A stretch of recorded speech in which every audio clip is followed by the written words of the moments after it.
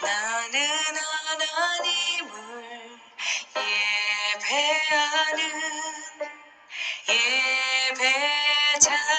예배자입니다.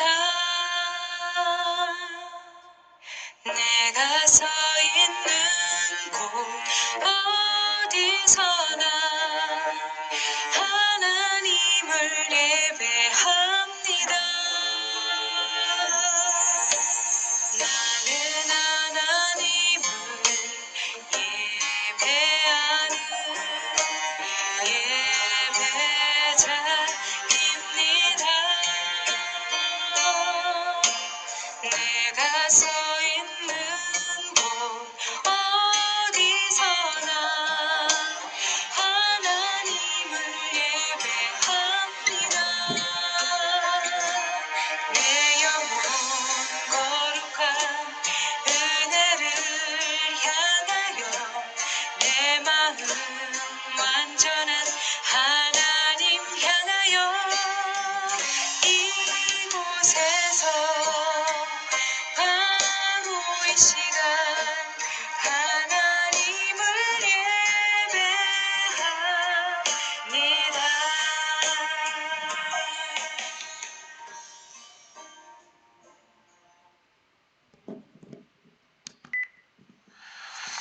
다 같이 묵상 기도 드리심으로 주일 낮 예배를 시작하겠습니다. 하나님은 나의 반석이시요 나의 구원이시요 나의 산성이시니 내가 요동치 아니하리로다. 나의 구원과 영광이 하나님께 있으며 내 힘의 반석과 피난처도 하나님께 있도다. 아멘. 우리의 아버지가 되신 하나님, 자녀된 우리가 이 시간 찬송과 영광과 감사를 올립니다. 감사를 받으시기에 합당하신 주님, 주님의 은혜를 찬송하며 구속의 은혜를 감사하며 영원히 송축하는 주의 자녀들이 되게 하여 주시옵소서. 이 시간 우리의 심령을 성령으로 채우시고 마음으로 하나님을 사랑하며 주시는 말씀에 순종하게 하여 주시옵소서. 신실하시고 미쁘신 아버지에게 이 시간 마음과 뜻과 정성을 다하여 신령과 진정으로 예배를 드립니다. 저희들의 예배를 받아주시고 성령으로 충만케 하여 주시옵소서. 예수님의 이름으로 기도드립니다. 아멘. 찬송가 10장 1절과 2절만 부르시겠습니다.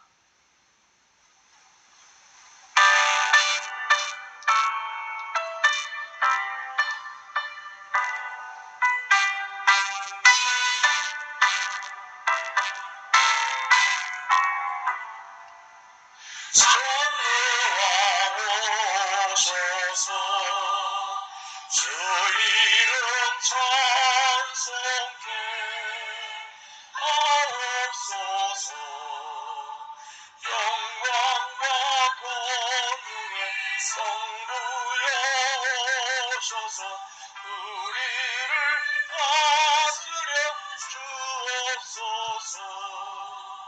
강생한 성자여 오셔서 기도를 들으소서. 택하신 백성들 옥내려 주시고 거룩한 마음을 주옵소서.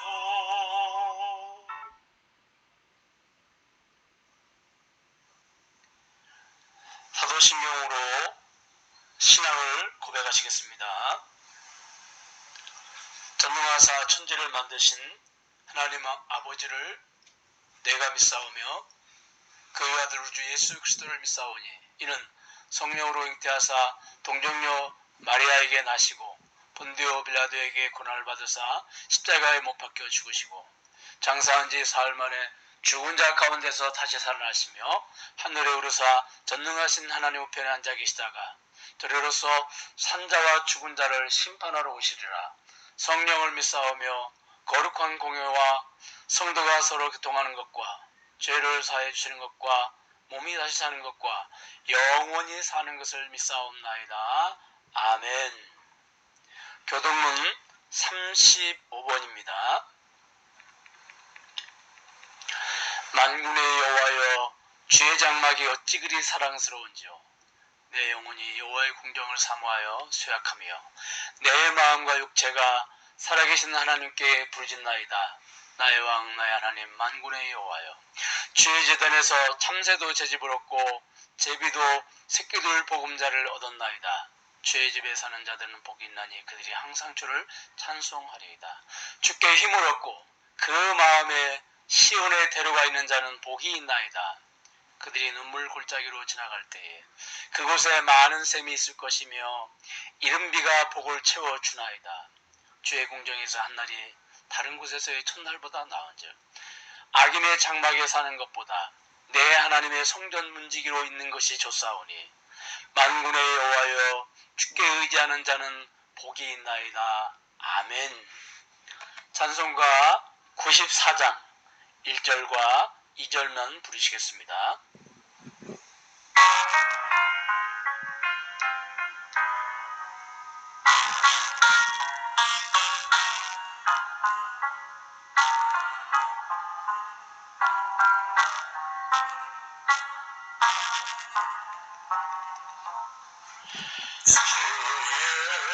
예수보다도 귀한 것은 없네. 이 세상 무기와 바꿀 수 없네. 죽을 내 대신 돌아가시 그 놀라운 사랑 잊지 못해. 세상 즐거움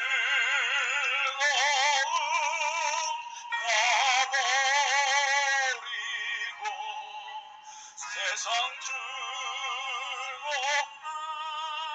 버렸네.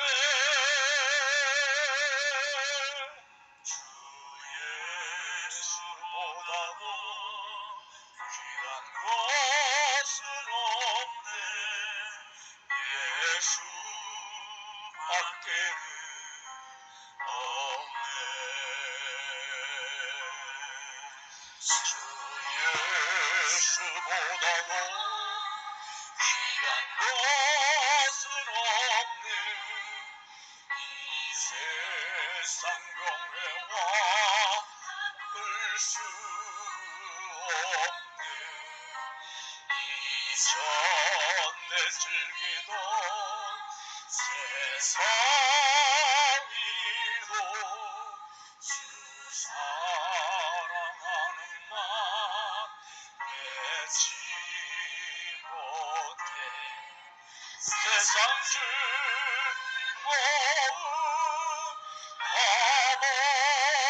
가버리고 세상 자랑 다 버렸네. 주 예수보다도 귀한 것은 없네. 예수 밖에는 없네.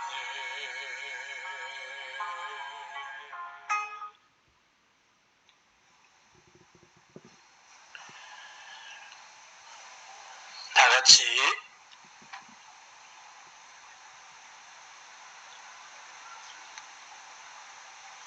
기도하는 시간을 갖도록 하겠습니다.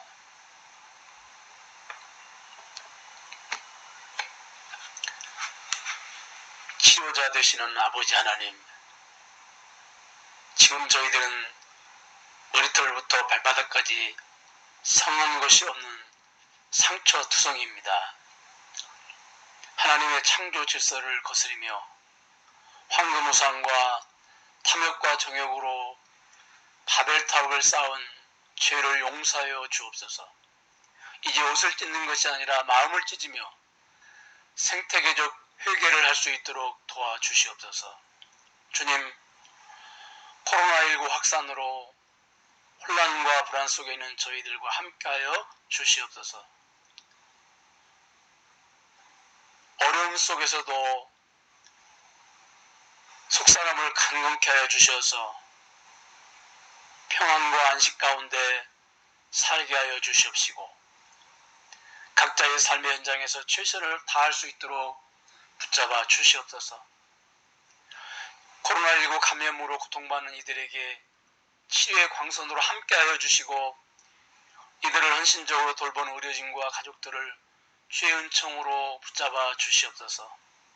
또한 이 병으로 세상을 떠나 상실의 아픔과 슬픔으로 눈물 흘리는 가족들의 마음을 어루만져 주시고, 뿐만 아니라 이런 상황에서도 더 큰 위험에 노출되는 가난하고 소외된 사회적 약자들을 나눔과 섬김으로 돌아보는 저희들이 되게 하여 주시기를 원합니다. 사랑의 하나님, 국가 지도자들에게 지혜와 용기를 주시고 현장에서 위험을 감수하며 투신하는 관계자들을 보호하여 주시옵소서. 집단적인 감염을 일으키고 있는 교회의 지도자들이 깨어 각성하게 하여 주시옵시고, 이번 기회에 그들의 실체가 드러나게 하셔서 이 땅의 교회의 이름으로 하나님의 영광을 가려우는 어둠의 세력들이 사라지게 도와주시기를 원합니다. 코로나 시대의 생명과 이웃의 존엄, 사랑과 연대의 중요성을 더 깊이 더 넓게 깨닫게 하시고 배려와 돌봄으로 소망을 나눌 수 있도록 하여 주시옵소서. 정의와 평화의 공동체로서 하나님 사랑과 이웃 사랑으로 새로워지는 주님의 은혜가 충만케 하여 주시옵소서. 흩어져서 예배를 드리는 우리 세종사랑의교회 교우들의 가정과 그리고 특별히 아이들을 주님께서 붙잡아 주시옵소서. 코로나19로부터 안전하게 저희들을 보존하시고 지켜주시고 새로 만나서 대변 예배를 드리는 그날까지 저희들에게 은혜를 내려 주시옵소서. 이 시간 말씀으로 저희들이 함께 교제하기를 원합니다. 말씀을 통하여 하나님을 만나고 하나님을 더 깊이 알아가는 복된 시간이 되게 하여 주시옵소서. 예수님의 이름으로 기도를 드립니다. 아멘. 하나님의 말씀은 아모스 3장 1절에서 3절 말씀입니다. 제가 대신해서 말씀을 읽도록 하겠습니다. 이스라엘 자손들아, 여호와께서 너희에게 대하여 이르시는 말씀을 들으라.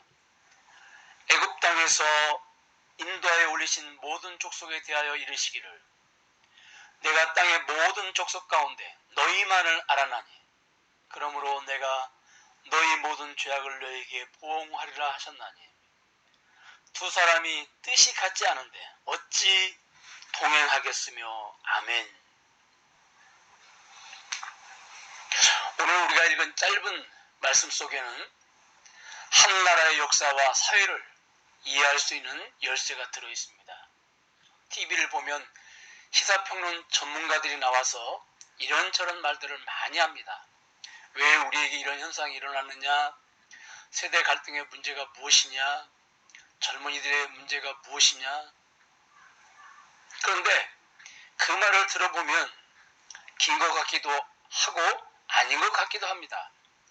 나라와 사회를 해석하는 것은 결코 쉬운 일이 아닙니다. 그런데 오늘 우리에게 주신 짧은 말씀은 이스라엘 나라의 문제를 정확하게 해석해주고 분석해주고 있습니다. 북이스라엘이 멸망하게 되었는지 여러 가지 복잡한 말을 하지 않고 아주 분명하고 확실하게 해답을 말씀해주고 있습니다. 짧은 말씀으로 북이스라엘의 멸망에 관한 핵심을 말씀해주고 있습니다. 우리가 오늘 아모스 3장을 읽었는데 아모스 1장과 2장은 아모스서의 서론 부분입니다. 그리고 3장은 아모스서의 본론의 출발입니다. 3장부터 몇 편의 설교가 이어지는데 그 첫 번째 설교가 오늘 우리가 읽을 말씀입니다. 우리가 읽은 3절의 짧은 말씀은 너무 단순하고 쉽습니다. 두 사람이 뜻이 다른데, 목적이 다른데 어찌 동행하겠느냐, 어찌 함께 갈 수가 있겠느냐는 것입니다. 결국 두 사람이 함께 가지 못하고 헤어질 수밖에 없지 않느냐는 말씀입니다. 그것은 너무나 당연한 말씀입니다. 목적이 다르면 처음에는 같이 갈 수 있지만 결국 끝까지 갈 수는 없습니다. 두 사람이 협력해서 적과 치열한 싸움을 싸웁니다. 그런데 두 사람은 서로 싸우는 목적이 다릅니다. 한 사람은 돈을 벌 목적이고 한 사람은 원수를 갚는 데 목적이 있습니다. 이렇게 목적이 다르면 처음에는 같이 가다가 끝에 가서는 결국 헤어지게 됩니다. 한 사람은 돈을 벌자, 한 사람은 원수를 갚아야 하겠다. 결국 끝에 가서는 헤어지게 되어 있는 것입니다. 왜 그렇습니까? 처음부터 목적이 다르기 때문입니다. 한 사람은 돈, 한 사람은 복수이기 때문입니다. 오늘 본문에서 주께서 주시는 말씀도 마찬가지입니다. 얘들아, 우리가 동행하기를 원하는데 아무래도 우리가 같이 가면 안 될 것 같아. 두 사람의 목적이 다른데 어떻게 같이 갈 수 있겠느냐? 헤어질 수밖에 없지 않겠느냐? 여기서 헤어지는 것은 북이스라엘의 멸망을 말합니다. 북이스라엘의 멸망의 원인은 어렵지 않습니다. 아주 간단합니다. 왜 그렇습니까? 주님과 목적이 다르기 때문입니다. 여러분, 우리도 인생의 목적이 다 있습니다. 그런데 내가 가지고 있는 목적이 주님께서 가지고 계시는 목적과 같으냐 아니면 다르냐, 여기서 우리 인생의 승과 패가 결정이 됩니다. 다윗의 인생을 보면 허물도 많고 흠도 많은 사람입니다. 근데 주님은 다윗의 인생을 평가하실 때 다윗, 너의 인생이 내 마음에 합하다고 평가하십니다. 합하다는 말씀은 주님의 마음에 든다는 말씀이시죠. 왜 다윗의 인생이 주님의 마음에 드신다고 하셨습니까? 비록 죄가 많고 허물이 많은 다윗이지만 그의 인생의 목적이 늘 주님과 같았기 때문입니다. 여러분, 오늘 본문 아모스가 전한 주의 말씀은 북이스라엘이 멸망 직전에 주신 말씀입니다. 멸망 직전에 주시는 결정적인 말씀이 오늘 우리가 읽은 말씀입니다. 아모스의 말씀이 전해진 다음에 바로 북이스라엘이 멸망을 당합니다. 오늘 말씀은 북이스라엘이 멸망당하기 직전에 주시는 결정적인 말씀입니다. 왜 그들이 멸망을 당하게 되었는지, 멸망당하기 직전에 주님께서 그 원인을 말씀을 통해서 말씀해 주고 있는 것입니다. 오늘 본문을 통해서 주님께서는 북이스라엘의 멸망 이유를 말씀하십니다. 주님께서는 그동안 북이스라엘을 깊이 관찰하셨습니다. 그리고 나서 내린 결론이 오늘 주신 말씀입니다. 주님께서 북이스라엘을 깊이 살펴보시고 결론을 내리셨는데, 우리 이제 더 이상 같이 못 살겠다. 이제는 같이 못 가겠다. 이제 헤어지자. 너와 나는 근본적으로 목적이 다르기 때문에 같이 동행할 수 없다. 나는 어떻게 해서든지 너와 같이 살아보려고, 너와 같이 가려고 몸부림을 쳤는데, 수단과 방법을 다 동원했는데 이제는 도저히 안 되겠다. 이제 우리 그만 헤어지자는 말씀입니다. 그렇다면 여러분, 이스라엘 백성들을 향한 주님의 목적은 무엇이었습니까? 주의 백성들을 향한 주님의 목적이 도대체 무엇이었습니까? 주님의 주의 백성들을 향한 목적은 단 한 가지였습니다. 그 목적이 2절에 기록이 되어 있습니다. 2절 말씀에 보니까 땅의 모든 족속 가운데에 너희만을 알았나니, 이 말씀을 읽으면 얼마나 가슴이 뭉클하고 감동적이고, 참 어떻게 표현을 할 수 없을 만큼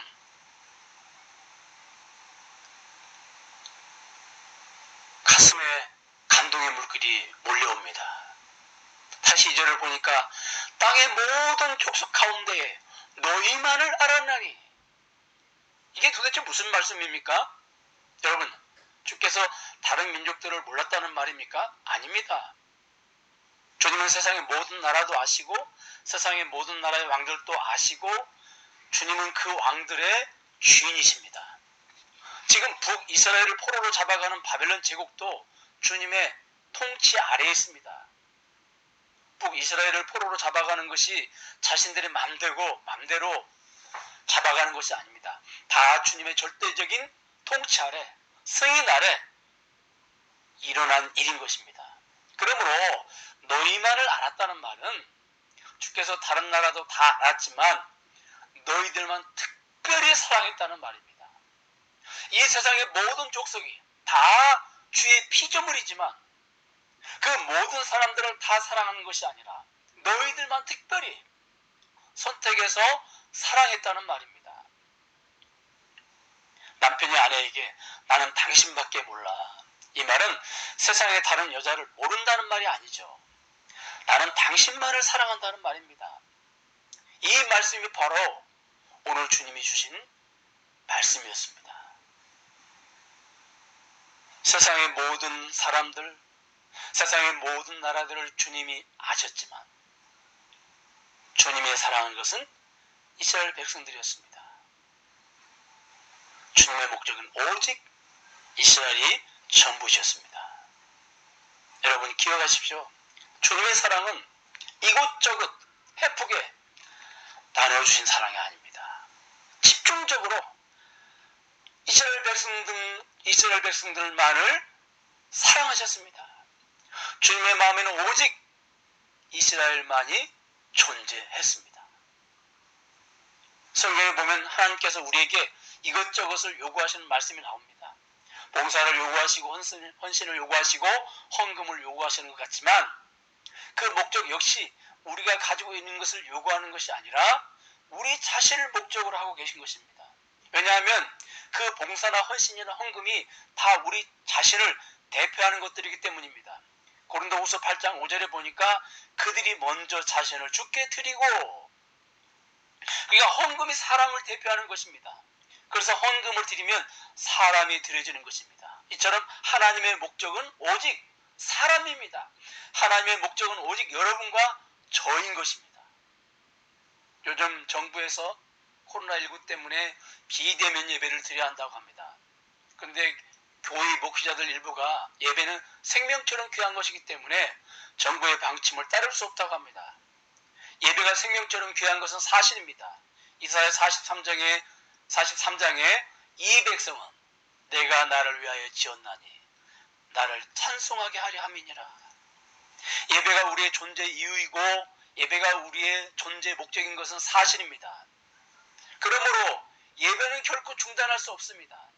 지금 정부에서 예배 자체를 중단하라고 하는 것이 아닙니다. 코로나19 전염 확산을 방지하기 위해서 대면 예배를 중단하라는 것입니다. 왜 그렇습니까? 다른 이유가 없습니다. 인간의 생명이 대면 예배보다 귀하기 때문에 그렇습니다. 예배가 생명처럼 귀하지만 생명이 지켜지고 보존되어야 대면 예배도 드릴 수 있는 것입니다. 그리고 예배가 생명처럼 귀하지만 내 이웃의 생명도 지켜지고 보존되어야 합니다.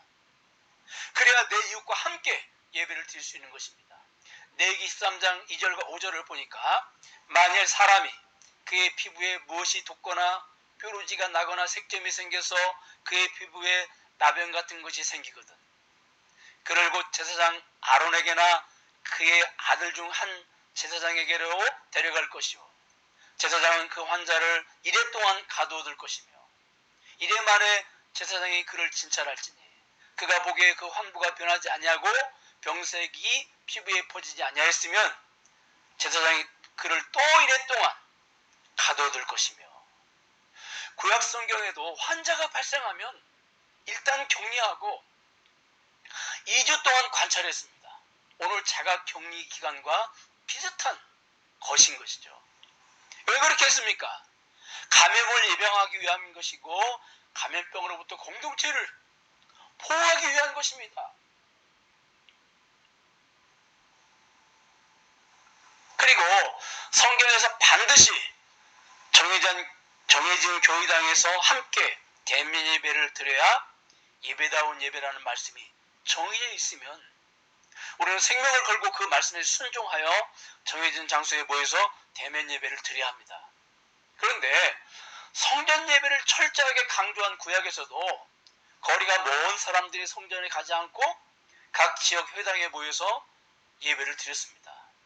신약에서는 거의 모든 성도들이 교회당에 모여서 예배를 드린 것이 아니라 거의 모든 교회들이 각 가정에서 모여서 가정 예배를 드리고 심지어 핍박을 피해서 무덤 속에서도 예배를 드렸습니다. 그리고 교회 역사를 살펴보면 코로나 발생 전 이미 30년 전부터 미국을 중심으로 인터넷으로 예배를 드렸고 아예 교회당 건물이 없는 인터넷 교회가 존재했었고 그 숫자가 많이 늘어 지금도 수많은 인터넷 교회가 존재하고 있습니다. 인터넷 예배가 교회당 출석을 거부하는 청소년들과 청년들을 예배의 자리로 이끌어내는 가교 역할도 분명히 하게 될 것입니다. 저는 어떤 면에서는 코로나 시대가 개교의 중심, 건물 중심, 목회자 중심에서 벗어나 있었던 초대교회의 모습으로 돌아가게 하는 역할도 할 것이라고 기대를 하고 있습니다. 지금 교회 담임 목사인 제가 인터넷으로 예배를 인도하고 있지만 따지게 보면 여러분들 중 누군가가 가정을 대표해서 예배를 인도할 수 있습니다. 여러분, 신약에서는 내가 제사장이요 내가 선지자가 됩니다. 그러므로 가족 중에 누군가가 예배를 인도할 수 있고 가족을 대표해서 말씀도 증거할 수 있는 것입니다. 교회당에 모여서 대면 예배를 드리는 예배만 주께서 받으시고 더 기뻐하시는 것이 아닙니다. 여러분들이 예배를 드리는 그 자리에 예수님이 계시고 그 자리에 성령님이 계셔서 역사하십니다. 그러므로 여러분들이 서 있는 그곳이 성전이고 여러분들이 서 있는 그곳이 교회당이고 여러분들이 서 있는 그곳이 가정이든 사무실이든 어디든지 그곳에서 성령님을 의지하고 예수님 안에서 마음과 뜻과 정성을 다하여 예배를 드리면 하나님이 우리의 예배를 기쁘게 받으시는 것입니다. 여러분, 주님의 이유, 주님의 목적, 주님의 이유, 주님의 목적은 오직 단 한 가지, 이스라엘 백성들이었습니다.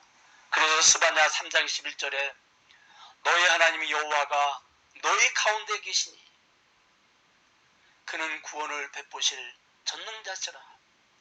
그가 너로 말미암아 기쁨을 이기지 못하시며 너를 잠잠히 사랑하시며 너로 말미암아 즐거이 부르며 기뻐하시리라. 다시 우리가 나누겠습니다. 그냥 읽기만 해도 얼마나 감동의 물결이 우리에게 밀려오는지 알 수가 없습니다. 너희 하나님 여호와가 너희 가운데 계시니 그는 구원을 베푸실 전능자시라. 그가 너로 말미암아 기쁨을 이기지 못하시며 너를 잠잠히 사랑하시며 너로 말미암아 즐거이 부르며 기뻐하시리라. 아멘. 하나님의 기쁨의 이유가 너로 인하여, 하나님의 사랑의 이유가 너로 인하여, 하나님의 노래의 이유가 너 때문이라고 말씀하고 계십니다. 여러분, 하나님의 모든 가치, 하나님의 모든 능력, 하나님의 모든 지식, 하나님의 모든 지혜, 하나님의 모든 것들의 목적은 오직 단 한 가지, 주의 백성들을 향한 것이라고 하는 사실을 우리가 결코 잊어서는 안 됩니다. 그렇다면 북이스라엘 백성들의 목적은 어디에 있었을까요? 그들이 하나님을 섬기는 목적, 그들이 하나님을 섬기는 이유도 하나님과 같은 것이었을까요? 결코 아니었습니다. 그들이 하나님을 섬기는 목적은 오직 자기 욕망이었고 자기 행복이었습니다. 그렇다면 이스라엘에게 하나님은 무엇이었습니까? 그들에게 하나님은 자신의 욕망을 이루기 위한 이용 도구에 불과했습니다. 자신들의 행복을 위한 알라딘 램프가 바로 하나님이었습니다. 사랑하는 여러분, 기복신앙이 문제다 하는데 어떤 면에서 기복신앙이 문제가 되는 것입니까? 예수를 오래 믿었음에도 불구하고 여전히 기복신앙 위에 서 있는 것이 문제입니다. 사실 우리가 신앙생활을 하는데 기복신앙은 첫 단추와 같은 것이죠. 사람이 처음 예수를 믿을 때는 그 믿음이 약하기 때문에 다 기복신앙을 가지고 출발을 합니다. 예수 믿고 천국 가고, 예수 믿고 건강하고, 예수 믿고 집안에 우환이 없고, 다 기복신앙으로 출발합니다. 그런데 그것은 출발이지 목적은 아닙니다. 기복신앙으로 출발을 했지만 신앙의 연조가 쌓여가면서 조금씩 하나님을 알아가고 예수 그리스도를 아는 지식이 풍성해지고 깊어지고 넓어져 가는 것이죠. 그러면서 무엇을 깨닫게 됩니까? 아, 내가 예수를 믿는 목적이 돈이 아니구나. 내가 예수를 믿는 목적이 건강이 아니구나. 내가 예수를 믿는 목적이 출세, 성공하는 것이 문제가 아니구나. 신앙의 목적, 신앙의 본질을 깨닫게 되는 것이죠. 아, 나의 인생의 주인이 주님이시구나 하는 것을 발견하고 주님을 나의 구주라고 고백하고 주님이 나의 전부이시라고 고백을 하는 것입니다. 자기 인생에서 주인 교체가 일어나는 것입니다. 그런데 주님은 오랫동안 주의 백성들을 지켜본 결과 주의 백성들은 그들의 목적이 주님과는 너무너무 달랐습니다. 나는 오직 너희들이 목적인데 안타깝게도 너희들은 내가 목적이 아니었구나. 주님은 그 사실을 오랫동안 이스라엘 백성들을 관찰하신 다음에 알게 주셨습니다. 주님이 다 알아버리신 것입니다. 그래서 주님은 이제는 더 이상 안 되겠다. 이제 그만 우리 헤어지자라고 말씀을 하신 것입니다. 그렇다면 주님은 어떻게 백성들의 마음을 알아차리셨을까요? 놀랍게도 아이러니하게도 이들에게 많은 것을 주심으로 알게 주셨습니다. 언더우드 선교사님이 우리나라에 처음 들어와서 복음을 전할 때 지은 시가 있습니다. 일종의 신앙 고백과 같은 것인데요. 주 하나님, 조선 사람들의 마음이 보이지 않아요. 도대체 조선 사람들의 마음이 보이지 않습니다. 하나님, 조선 사람들의 마음을 알 수 없어요. 하나님, 이렇게 고백을 했습니다. 지금 주님도 주의 백성들의 마음을 보셨는데 주의 백성들의 마음이 안 보이는 것입니다. 그래서 주님께서 하신 일이 무엇입니까? 그들이 그렇게 원하던 것, 그들이 그렇게 소원하던 것, 그것을 그들에게 주십니다. 그들이 그토록 원하던 것이 무엇입니까? 어떤 의미에서는 우리가 원하던 것과 우리가 원하는 것과 똑같은 것이죠. 그것이 무엇입니까? 안정과 풍요로움입니다. 그래서 아모스 3장 11절을 보니까 힘이라고 하는 단어가 나옵니다. 여기 힘은 주님이 주신 것이죠. 힘이 있었습니다. 그들에게. 무슨 힘입니까? 경제적인 힘, 경제적인 능력입니다. 그래서 그들은 그 경제적인 능력을 가지고 궁궐을 짓고 요새를 세웁니다. 그래서 여기 약탈이라는 단어가 나오는데 원문에 보니까 감춰둔 보물을 빼앗기게 된다고 주님 말씀하십니다. 그 다음에 15절을 보면 여러분은 겨울궁과 여름궁을 그들이 가지고 있었습니다. 요즘으로 말하면 겨울 별장과 여름 별장이 따로 있었습니다. 그런데 그 궁들이 무엇으로 지어졌습니까? 값비싼 상아로 만들어졌습니다.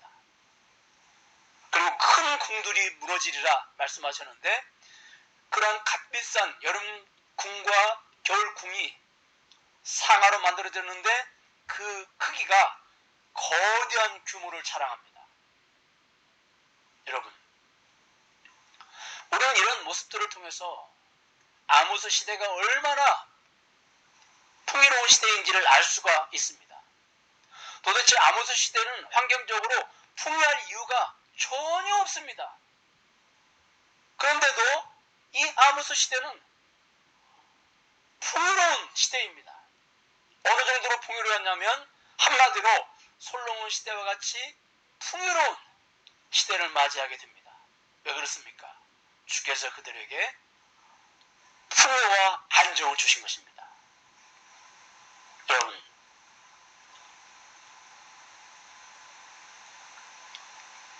우리의 마음, 하나님을 향한 우리의 마음을 언제 알 수 있습니까? 평소에는 내 마음 나도 잘 모릅니다. 그런데 내 마음을 알 수 있는 법이 있습니다. 어떻게 알 수 있습니까? 두 가지입니다. 한 가지는 내가 가지고 있는 것이 다 없어졌을 때, 내가 가지고 있는 것들이 다 없어지고 고난의 시간이 오면 내 마음 밑바닥에 가라앉아서 평소 나도 알지 못하던 마음, 그 마음이 솟아 나오게 됩니다. 그래서 내 마음을 알 수가 있어요. 내 진짜 마음을 알 수가 있습니다. 그런데 이것보다 더 어려운 시험이 있습니다. 모든 것이 잘 될 때, 모든 것이 잘 되고 안정되고 풍요로워질 때, 그때도 진짜 내 속에 숨겨진 속마음이 나오게 되어 있습니다. 어떤 글에 보니까 여자가 남자를 시험해보고 싶으면 아주 잘해주면 된답니다. 그릇이 큰 남자는 감사할 줄 알고 그릇이 작은 남자는 가면을 벗기 시작한다고 합니다. 지금 주께서 이스라엘 백성들의 마음의 가면을 벗기 위해서 두 번째 방법을 사용하신 것입니다. 근데 사실 이 방법은 극악 처방과 같은 것입니다. 주님이 마지막으로 꺼내신 카드입니다. 이것저것 다 해봐도 안 되니까 마지막으로 꺼내신 카드이십니다. 그래서 이스라엘 백성들이 원하는 것을 다 주십니다. 다 그들 손에 쥐어줘 보고 나니까 결국 주님 앞에 그들의 마음이 어떻게 나타났습니까? 그들의 목적이 주님이 그들이 목적이셨던 것과는 다르게 그들의 목적이 안정을 주시고 풍요를 주신 주님이 아니라 안정이 목적이고 풍요가 목적이었습니다. 주님은 그들의 목적이 주님과 완전히 다르다고 하는 것을 아시게 된 것입니다. 여러분, 주님은 그동안 주의 백성들이 수없이 잘못을 저지르고 실수할 때도 이별을 선포하시지 않다가 왜 아모스 시대에 이별을 선포하셨을까요? 목적이 다른 것은 간단한 문제가 아닙니다. 다른 문제는 다 교정이 됩니다. 부부간에도 부족한 문제는 얼마든지 바꿀 수 있습니다. 근데 목적이 다르면 교정이 안 됩니다. 남편의 마음에 아내의 마음이 전혀 없고 딴 여자를 보고 있다면 이것을 어떻게 할 수 없습니다. 주님께서는 이스라엘 백성들의 다른 연약함, 부족한 것들이 많이 있었어도 그들을 포기하지 않으셨습니다. 왜 그렇습니까? 다른 연약한 것들은 교정이 가능하기 때문에 그렇습니다. 그런데 목적이 다른 것은 어떻게 할 수가 없습니다. 그래서 주님께서는 그들에게 이별을 선포하신 것입니다. 여러분, 이것을 너무 리얼하게 잘 보여준 예가 사울의 예입니다. 사울이 왕이 된 후 하나님께 테스트를 받습니다. 사울이 왕이 되고 전쟁터에 나아갔는데 적군의 기세와 전투력에 놀라서 백성들이 흩어지기 시작을 합니다. 나라가 그야말로 풍전등화와 같은 상황에 놓이게 됩니다. 그래서 흩어지는 아군들을 모아서 전쟁을 치러야 하는 일이 무엇보다도 시급합니다. 그런데 아무리 급해도 주의 백성들은 전쟁터에 나가기 전에 반드시 주의 백성들의 사령관이신 하나님께 제사를 드려야 합니다. 그래서 제사를 드린 일이 촌각을 다투는 일인데 제사를 집례할 제사장인 사무엘이 오지 않는 것입니다. 사무엘이 한두 시간 늦은 것이 아니라 7일이나 늦어버립니다. 그래서 사울은 더 이상 기다리면 나라가 망하게 생겼다라고 하는 생각 때문에 제사장도 아닌 사울이 감히 제사를 집례해버립니다. 그런데 사울이 제사를 드리자마자 사무엘 앞에 나타납니다. 나타나자마자 하는 사무엘의 말이 이제 당신의 나라가 길지 못하다. 당신은 이제 왕으로서 끝났다고 선포해버립니다. 폐위 선언을 해버립니다. 우리는 사무엘이 너무 심하지 않느냐는 생각을 할 수 있습니다. 사울이 사무엘을 안 기다린 것도 아니고 따지고 보면 약속 시간에 늦은 것은 사무엘입니다. 약속 시간에 늦은 사무엘이 나타나서 미안하다는 말도 안 하고 당신 나라가 끝났다고 선포해버립니다. 이 말은 주님이 너하고 이제는 이별이다. 주님이 너하고는 같이 못 가겠다고 선포하는 것입니다. 여러분 왜 그렇습니까? 하나님은 사울의 인생의 목적을 보신 것입니다. 사울의 마음이 뼈바닥에 있는 사울의 인생의 목적을 보신 것입니다. 그런데 사울의 인생의 목적은 주님이 아니었습니다. 만약 사울의 인생의 목적이 주님이었다면 어떤 고백을 하게 되었을까요? 주님, 이 전쟁이 급하지만 주님이 이 전쟁에 안 가시면 저도 안 가고 그냥 패하고 말겠습니다. 전쟁의 목적은 전쟁을 이기는 것이 아닙니다. 제 인생의 목적은 오직 주님이십니다. 제 인생의 목적은 주님과 동행하는 것입니다. 전쟁에서 주님이 함께 가셔서 이겨도 좋지만 주님이 안 가셔서 패해도 저는 상관이 없습니다. 왜냐하면 저의 인생의 목적은 주님이시기 때문입니다.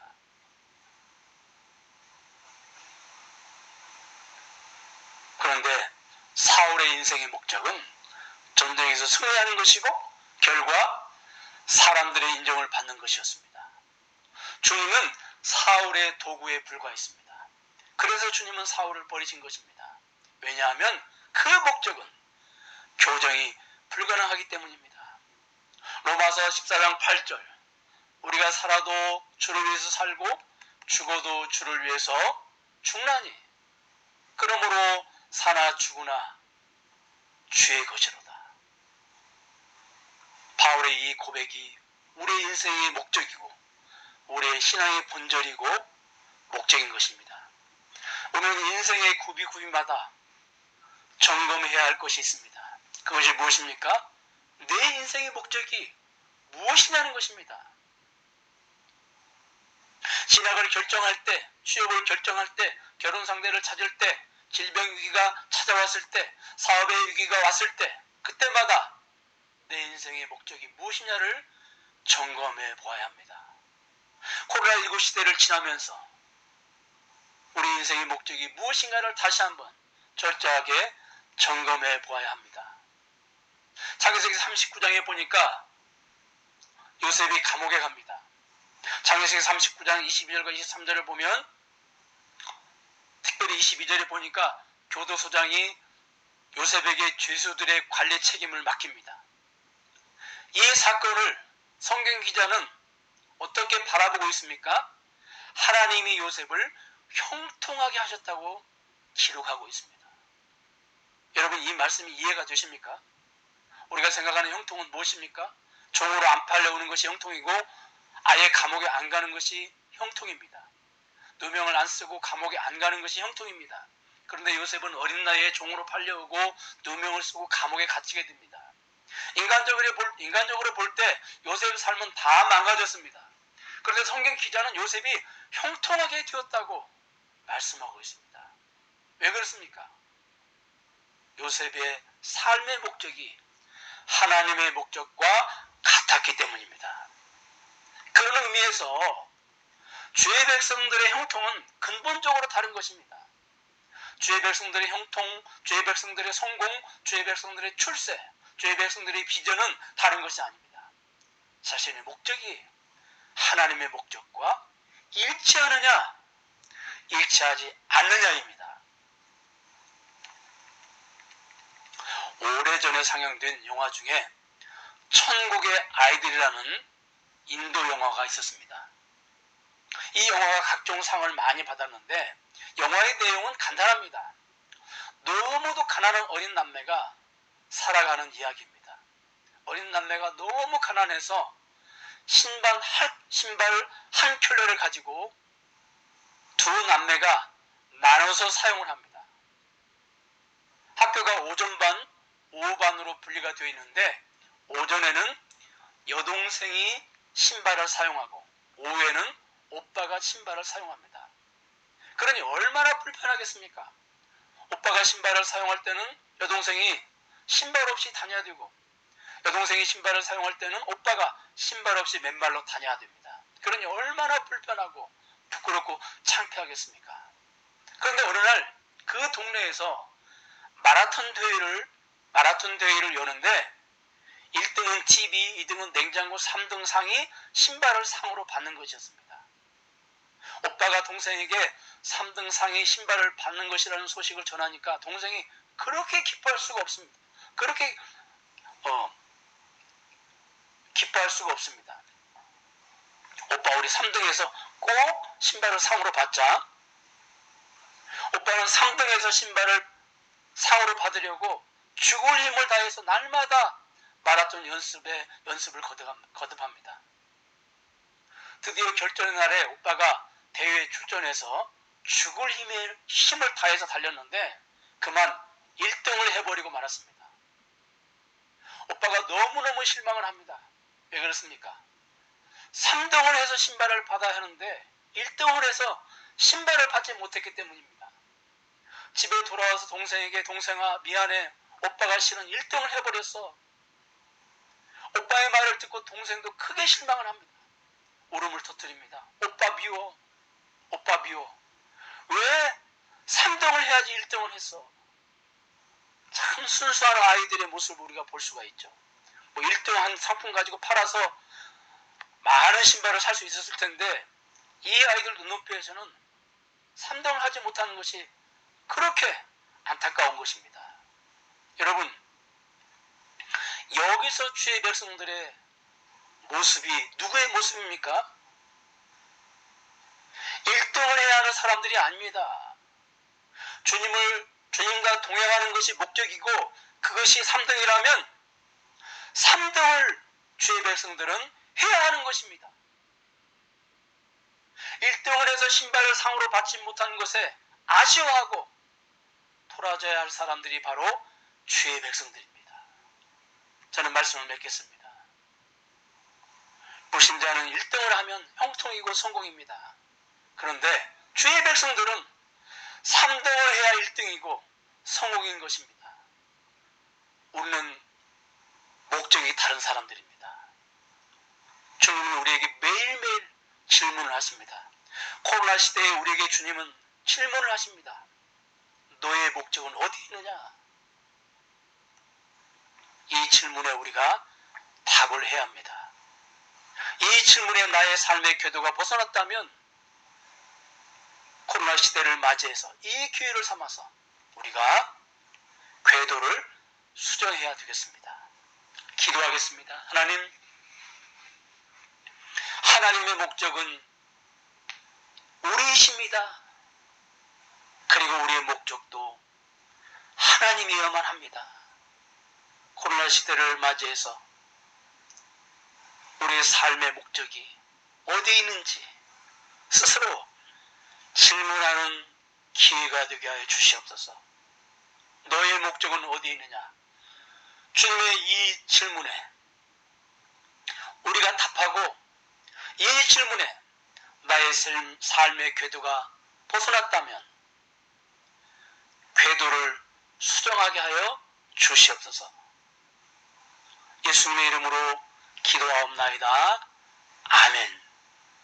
지금은 우리 주 예수 그리스도의 은혜와 하나님의 사랑의 극진하신 은혜와 성령님의 감화게 통하신 역사가 오늘 이렇게 함께 모여서 예배를 드리는 하나님의 자녀들 머리 위에 지금으로부터 영원토록 함께 계실지어다. 아멘.